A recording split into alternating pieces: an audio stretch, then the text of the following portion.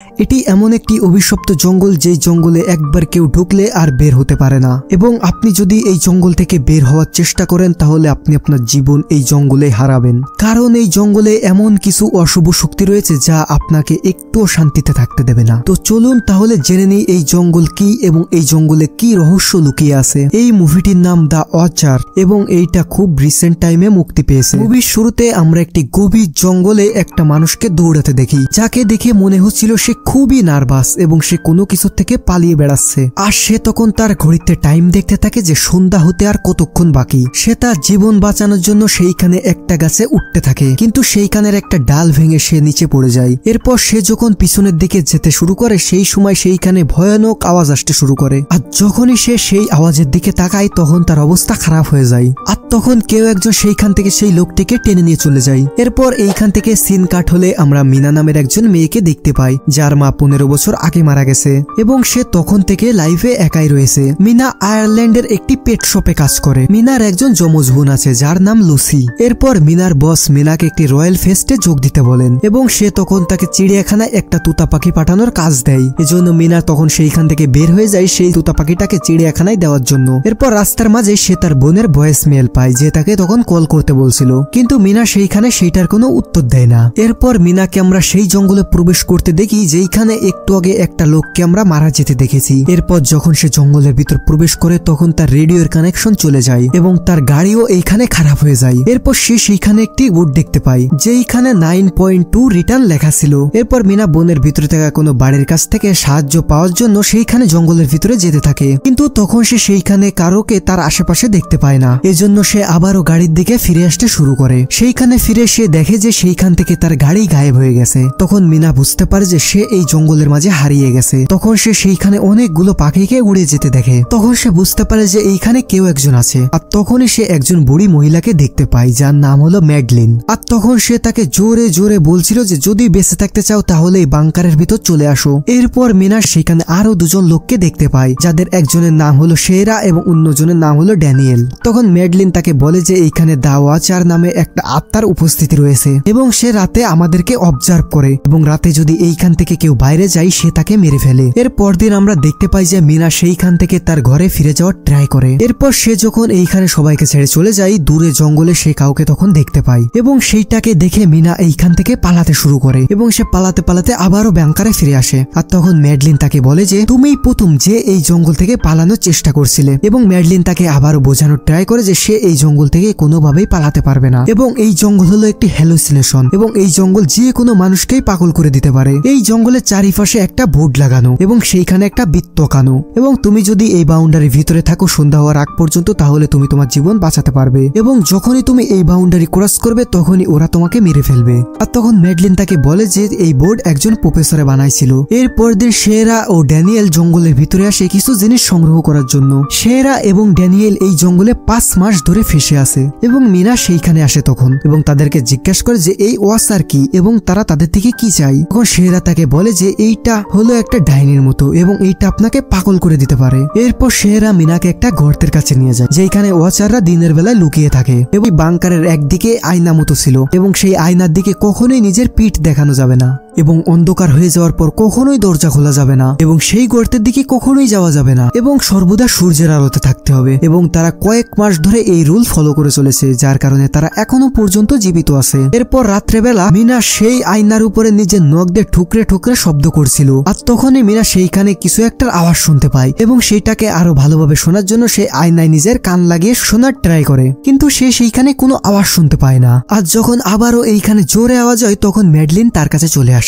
আর যখন মিনা পিছন ঘুরে তাকাবে তখনই ম্যাডলিন তাকে ধরে ফেলে এবং তাকে বলে যে তুমি এইভাবে সোজা হয়ে দাঁড়াও যাতে করে বাইরে থাকা ওয়াচার তোমাকে ভালোভাবে পর্যবেক্ষণ করতে পারে। এর পরদিন মিনা জঙ্গলের ভিতর একজনকে দাঁড়িয়ে থাকতে দেখে যাকে সে আগেও একবার দেখেছিল। এরপর ড্যানিয়েল তাকে বলে যে আজ পর্যন্ত এমন কেউ বাঁচেনি যে সে সেই ক্রিয়েচারকে দেখেছে এবং এখনো সে বেঁচে আছে, এবং এই কথা ড্যানিয়েলকে ম্যাডলিন বলেছিল। এজন্য মিনা তার উপর বিশ্বাস করে না। এরপর মিনা ড্যানিয়েলকে বলে যে তুমি গিয়ে ম্যাডলিনকে বলো যে মিনা এই জঙ্গলে জঙ্গলে হারিয়ে গেছে এবং আমি দেখতে চাই যে সেই ক্রিয়েচার দেখতে কেমন। তখন ড্যানিয়েল তাকে বলে যে তুমি কি আসলেই দেখতে চাও যে সেই ওয়াচারটা দেখতে কেমন? তখন মিনা বলে হ্যাঁ আমি এটা দেখতে চাই। এরপর ড্যানিয়েল তাকে সেই গর্তের কাছে নিয়ে আসে এবং ড্যানিয়েলের সাহায্যে মিনা সেই গর্তের ভিতরে ঢোকে। সেই গর্তে গিয়ে সে সেইখানে 1992 সালের একটি নিউজ পেপার আর একটা হ্যান্ডিক্যাপ এবং একটা সাইকেল দেখতে পায় এবং সে তখন ড্যানিয়েলের সাহায্যে সেইখান থেকে সাইকেলটাকে বাইরে বের করে। তখন মিনার পিছনে একটা ওয়াচারকে দেখা যায় যা শুধুমাত্র হাত দেখা যাচ্ছিল, কিন্তু সেইখানে আলো থাকার কারণে সেই ওয়াচারটা মিনা পর্যন্ত পৌঁছাতে পারছিল না। এরপর ড্যানিয়েল সেইখান থেকে মিনাকে বাইরে নিয়ে আসে। মিনা সেইখান থেকে সেই ওয়াচারের সকল জিনিস বাইরে বের করে নিয়ে চলে আসে এবং এইগুলো সেই মানুষগুলোর জিনিস যে মানুষগুলোকে সেই ওয়াচাররা মেরে ফেলেছে। এইখানে যখন প্রফেসর সীমা বানিয়েছিল তখন সে সেইখানে একটি পাওয়ার সোর্স বানিয়েছিল, কিন্তু এই বাংকারে থাকা কেউই এই সম্পর্কে জানতো না। কিন্তু সেই গর্তে পাওয়া সেই ক্যামেরায় তারা দেখতে পায় যে সেই প্রফেসর সকল লোক এইখানে মারা গিয়েছে, কিন্তু ম্যাডলিন এইখানে সবাইকে শান্তভাবে থাকতে বলে। এরপর ম্যাডলিন মিনাকে বলে যে তুমি সত্যি করে বলো তুমি সেই গর্তে কি দেখেছো? তখন মিনা তাকে মিথ্যা বলে যে সে সেই গর্তে কিছুই দেখেনি। তখনই দরজায় কেউ একজন নক করে এবং সেই গর্তে ছিল সেরার স্বামী জন এবং সে বাইরে আসতে চাইছিল এবং সে গুরুতর আহত ছিল, কিন্তু সেইখানে ম্যাডলিন সেরাকে দরজা খুলতে দেয় না, কারণ ম্যাডলিন সেইখানে সন্দেহ করছিল যে এইটা হয়তো সেই ওয়াচারদের চাল, কারণ সন্ধ্যা হয়ে যাওয়ার পর সেই ওয়াচারগুলো সেইখানে কোনো মানুষকে জীবিত রাখে না। এবং ম্যাডলিন সেইখানে এইটা বুঝতে পারছিল যে মিনা সেইখানে সেই গর্তে গিয়ে সেই ক্রিয়েচারদের রুল ভেঙেছিল এবং ড্যানিয়েল তাকে সাহায্য করেছিল। আর তখন সেইখানে তারা দুজন তর্ক করতে থাকে। তখনই সেরা তাকে ভিতরে আনতে চাইছিল এবং সেরা সেইখানে জনকে জিজ্ঞেস করে যে তুমি বলো যে আমি সবসময় কোন বইটা পড়ি, কারণ একমাত্র জনই জানতো যে সেরা সবসময় কোন বইটা পড়ে, কিন্তু এইখানে জন এইটার উত্তর দিতে পারে না। তারা সেই ক্যামেরাটাকে অন করে বাইরে রেখেছিল, যার ফলে তারা বাইরে তাকে সবকিছুই ভিতরে তাকে টিভিতে দেখতে পাচ্ছিল। আর সেরা তখন জনকে সেই ক্যামেরায় তার চেহারা দেখাতে বলে। তখন ক্রিয়েচাররা তারা যে বাংকারে ছিল সেই বাংকারের কাজ ভাঙার চেষ্টা করে, কারণ তারা সেইখানে রুলস ভঙ্গ করেছিল। তখন ম্যাডলিন তাদেরকে বাঁচানোর জন্য তাদের সামনে দাঁড়িয়ে পড়ে। এর পরের মুহূর্তে সবকিছু থেমে যায়। এরপর দিন ম্যাডলিন সেই সাইকেলটাকে সেই গর্তের ভিতর আবারও ফেলে দেয়, আর তখন সেই ওয়াচার গর্তের ভিতর থেকে সেই সাইকেলটাকে ভিতরে টেনে নেয়। আর এইখানে ম্যাডলিন চাচ্ছিল যে তারা যেন সেইখানে কোনো রুলস না ভাঙে। আর আস্তে আস্তে যখন এইখানে শীত ঘনিয়ে আসছিল, সেরা তার স্বামীর মৃত্যুতে এইখানে অনেক আপসেট ছিল এবং সে সেই গর্তে যেতে চেয়েছিল যেইখানে ক্রিয়েচাররা জনকে নিয়ে গিয়েছে, কিন্তু সেইখানে মিনা তাকে এমনটা করতে বারণ করে এবং তাকে আরো বলে যে এই জঙ্গল তার মাইন্ডের সাথে গেম খেলছে। আর তখনই তারা সেইখানে ম্যাডলিনের আওয়াজ শুনতে পায়। আর যখন তারা সেই আওয়াজকে লক্ষ্য করে সেইখানে যায় তখন তারা দেখতে পায় যে ড্যানিয়েল ম্যাডলিনকে বেঁধে ফেলেছে। আর যখন তারা দুইজন এইখানে আসে তখন ড্যানিয়েল এইখান থেকে পালিয়ে যায়। আসলে সেই জঙ্গল তাদের উপর সেইখানে হ্যালুসিনেশনের প্রভাব ফেলতে শুরু করেছে। ড্যানিয়েলকে থামানোর জন্য সেরাও তার পিছে পিছে দৌড়ায় এবং মিনা এইখানে ম্যাডলিনের বাঁধন খুলে দেয়। তখন সেইখানে সূর্য ডুবতে থাকে। মিনা এবং ম্যাডলিন সেইখানে ঘরে যাওয়ার চেষ্টা করে, কিন্তু সেইখানে ড্যানিয়েল সেরাকে নিয়ে সেই ঘরের দরজা বন্ধ করে দেয়। এরপর ম্যাডলিন মিনাকে নিয়ে একটা জায়গায় যায় যেখান থেকে তাদের গন্ধ সেই ক্রিয়েচাররা পাবে না। এরপর তখনই সেইখানে আমরা একটা ক্রিয়েচারকে আসতে দেখি যে দেখতে পুরোটাই মানুষের মতো, কিন্তু সে মানুষের থেকে অনেক গুণে বেশি লম্বা ছিল। আর দেখতে দেখতে সেইখানে অনেক অনেক ক্রিয়েচার চলে আসে। সেইখানে ক্রিয়েচাররা সেই ঘরে থাকা সকলকেই দেখতে পাচ্ছে এবং তাদের অঙ্গভঙ্গি নকল করার চেষ্টা করছে। আর তখন ড্যানিয়েল সেই ক্রিয়েচারদের উদ্দেশ্য লক্ষ্য করে বলে যে ম্যাডলিন এইখানে নেই। আর এইটা শুনে এইখান থেকে ওয়াচাররা চলে যায়। এরপর মিনা এবং ম্যাডলিন সেইখানে ঘরের ভিতর আসার চেষ্টা করে এবং মিনা সেইখানে ড্যানিয়েলকে কোনোভাবে দরজা খোলার জন্য ম্যানেজ করে নেয়। এরপর তারা দুইজনে সেই ঘরের ভিতরে ঢোকে এবং ম্যাডলিন তখন বলে যে এই ক্রিয়েচাররা মানুষের আকার আকৃতি নকল করে, তারা মানুষকে কপি করছে এবং এটা শত শত বছর ধরে চলে আসছে এবং আমরা সেই ক্রিয়েচারদের একটি রুল ভেঙে দিয়েছি, যার কারণে সেই ক্রিয়েচাররা আমাদের উপর হামলা করছে। তখন ম্যাডলিন তাদেরকে বলে যে আমি একবার একটা ক্রিয়েচারকে দেখেছিলাম যেটা দেখতে কিছুটা রেপ্লিকেটের মতো, চিকুন এবং চর্বিহীন, এবং তারা খুবই লম্বা এবং তাদের চেহারা দেখতে অনেক আজব। আর তখনই তারা সেইখানে একটা রাস্তা খুঁজে পায় যেটা বাংকারের নিচের দিকে যাচ্ছিল। এরপর তারা সেই বাংকারের ভিতরে যায় যেই বাংকারটাকে প্রফেসর বানিয়েছিল। তারা এইখানে প্রফেসরের অনেক ভিডিও দেখতে পায় যেখানে প্রফেসর এই জঙ্গলের প্রাণীর উপর গবেষণা করতে এসেছিল। এরপর সে এইখানে এসে একটা ওয়াচারকে ধরেছিল এবং সেই ওয়াচারের সাথে তার সম্পর্ক খুবই গভীর হয়ে গিয়েছিল। এরপর তারা যখন প্রফেসরের লাস্ট ভিডিও দেখে তখন প্রফেসর হতাশ হয়ে বলছিল এই জঙ্গল থেকে কিভাবে বেরিয়ে যাওয়া যায়, এবং সে বলে নদীর ধারে সে একটি বোট রেখেছে এবং সেইখানে যাওয়ার রাস্তা পাখি তাদেরকে দেখিয়ে দিবে। এইটার সাথে সাথে সে এইটাও বলে যে আমার গবেষণা তোমরা এইখানে ধ্বংস করে দিয়ে যাও, কারণ কিছু কিছু জিনিস নষ্ট হয়ে যাওয়াই উত্তম। এরপর ভিডিওতে আমরা এইটা দেখতে পাই যে যেই ওয়াচারকে প্রফেসর ধরেছিল সেই ওয়াচারটা কূপের উপরে যাচ্ছে এবং তখন সে তাকে মেরে ফেলে এবং ভিডিওটা এইখানে শেষ হয়ে যায়। এরপর দিন তারা গাছে থাকা মার্কের সাহায্যে শেষ সীমানা পর্যন্ত পৌঁছে যায় যেখানে মিনার সাথে থাকা সেই তোতা পাখি তাদেরকে সেই নদীর ধারে নিয়ে যাওয়ার জন্য রাস্তা দেখাতে থাকে এবং তারা সেইখানে তার পিছু করতে থাকে। রাস্তার ভিতরে ম্যাডলিন সেইখানে একটি পাথরের চিহ্ন দেখতে পায়, যেখানে পরীদের বন্দী করে রাখা হয়েছে, যারা একসময় মানুষের সাথেই ছিল এবং সমাজের সাথে সাথে এইটাও পরিবর্তন হয়েছে এবং তারা মানুষদের দেখে খুবই ভয় পেত, যার ফলে মানুষ এবং সেই ওয়াচারদের সাথে প্রচুর যুদ্ধ হয় এবং তাদের মাটির ভিতর জঙ্গলের ভিতর বন্দী করে রাখা হয়েছে, যাতে করে তারা এই জঙ্গলের বাইরে বের না হতে পারে। এবং সেই ওয়াচারগুলো সেই বাংকার থেকে সবসময় বের হওয়ার চেষ্টা করে, কিন্তু তারা জানে তারা এই জঙ্গল কোনোভাবেই পার করতে পারবে না, কারণ তাদের ডানা ভাঙ্গা। এরপর ম্যাডলিন তাদেরকে দ্রুত চলতে বলে, কারণ কিছুক্ষণ পরে এইখানে অন্ধকার নেমে আসবে। তখনই সেইখানে বৃষ্টি শুরু হয়ে যায় এবং সেইখানে সেই ওয়াচারদের ভয়ঙ্কর আওয়াজ চারিদিকে শোনা যাচ্ছিল।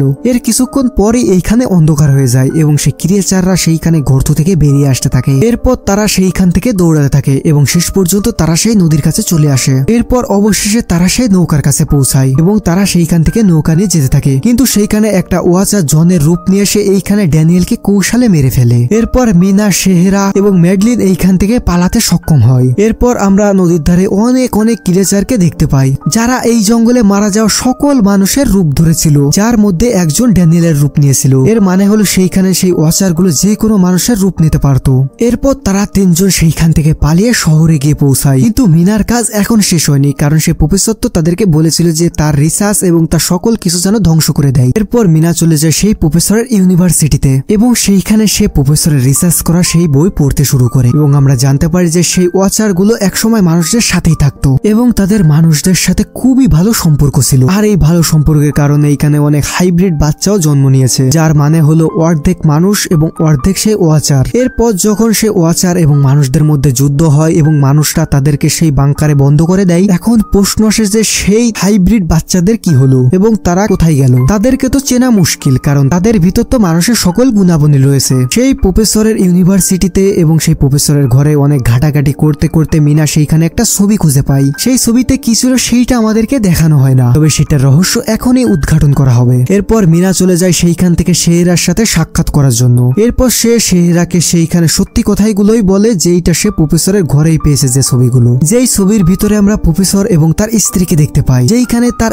স্ত্রী আর কেউ না, সেইটা হলো ম্যাডলিন। কিন্তু মজার ব্যাপার হচ্ছে এইটাই যে প্রফেসরের স্ত্রী আরো অনেক বছর আগে মারা গিয়েছে। মিনা তখন মনে পড়ে যে সেই প্রফেসর একটা ওয়াচারকে তো আটকে রেখেছিল, তাহলে কি সেই ওয়াচারটাই প্রফেসরের স্ত্রীর রূপ ধরে তাদের সাথে ছিল? এবং ম্যাডলিন কি তাহলে সেই ওয়াচারটা, যেই ওয়াচারটাকে প্রফেসর আটকে রেখেছিল? কারণ ম্যাডলিন তো তাদের প্রথম থেকে সেই ক্রিয়েচারদের বিষয়ে সকল কিছু তাদেরকে বলছিল এবং সকল বিষয় তাদেরকে জানাচ্ছিল। আর মিনা যখন সেইখানে এইসব ভাবছিল, তখনই সেইখানে আবার একজন শেহরা চলে আসে, যার মানে হলো সে এতক্ষণ যার সাথে কথা বলছিল সেইটা শেহরা না, সেইটা ম্যাডলিন ছিল, যে কিনা কেয়ারার রূপ নিয়েছিল। এবং সেইখানে ম্যাডলিন শেহরার উপর আক্রমণ করে দেয় এবং সে সেইখানে এক এক সময় এক এক মানুষের রূপ নিতে থাকে, কখনো জন, কখনো ড্যানিয়েল। আর তখন ম্যাডলিন সেইখানে নিজের সত্যটা স্বীকার করে। তখন সে তাদেরকে বলে যে সে এতদিন মানুষদের কাছে থেকে সে মানুষদেরকে রিসার্চ করছিল এবং মিনার কারণে সে সেইখান থেকে বের হতে পেরেছে, না হলে সেই বাংকারের নিচেই যে আরো একটা বাংকার আছে তারা তো সেইটা জানতেই পারতো না। এখন আপনার মনে হয়তো বা একটা প্রশ্ন আসতে পারে যে তাহলে সেই জঙ্গলটা এইরকম কেন, মানে সেই জঙ্গলে সবাই হারিয়ে যায় কেন? দেখুন, এইখানে অনেক কারণ রয়েছে। এই মানুষগুলো প্রায় 1000 বছর আগে সেই ফেয়ারিস গুলো, মানে সেই ওয়াচার গুলোকে এই